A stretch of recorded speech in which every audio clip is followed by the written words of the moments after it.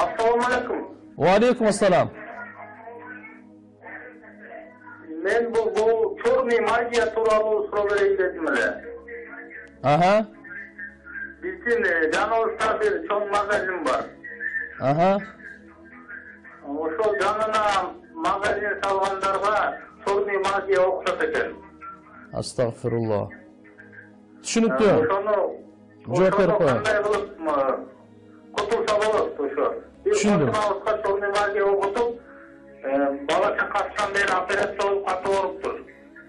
Түшүндүм. Анан кийин ал бир чечен аялга барса, ошол аял окуптур. Түшүндүм. Анан ушундайларга кандай кылып кутулса болот?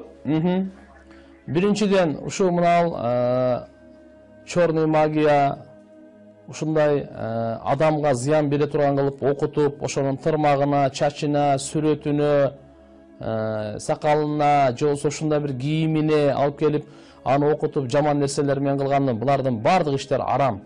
Буга ахиретте чоң азап бар. Ошондуктан тургандар бул нерседен биз этияттанайлы.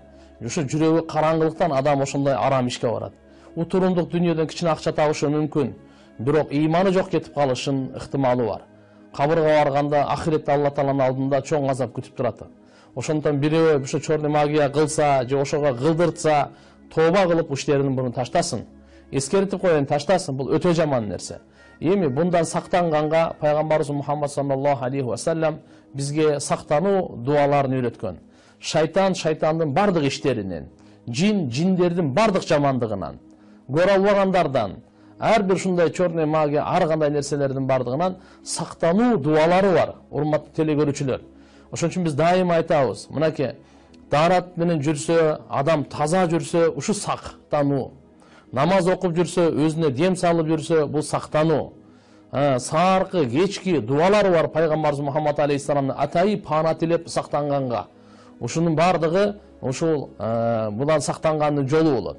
Андан кийин кеч куруктаганда аят аль-Курсини окуп, Ихласты, Фалакты, Насты 3төн окуп, өзүңүздөргө дем салып, ушулардын бардыгы. Эгерде Бакара сүрөсүн билсеңиз өтө жакшы. Ясин сүрөсү, Бакара сүрөсү бул ушулардын ушундай жаман нерселерден сактанганга, жана ушуга тийгендерди жандырганга дагы касиети, таасири өтө күчтүү. Ошон үчүн булардын бардыгын окуп, өзү адам баласы сактанып жүрүш керек. Пайгамбарыбыз Мухаммад алейхиссаламдын дуалары көп. Бул азыр баарын айтканга убактыбыз жок. Мына жердеги Крепость мусульманина деген дуа бар, китепче бар.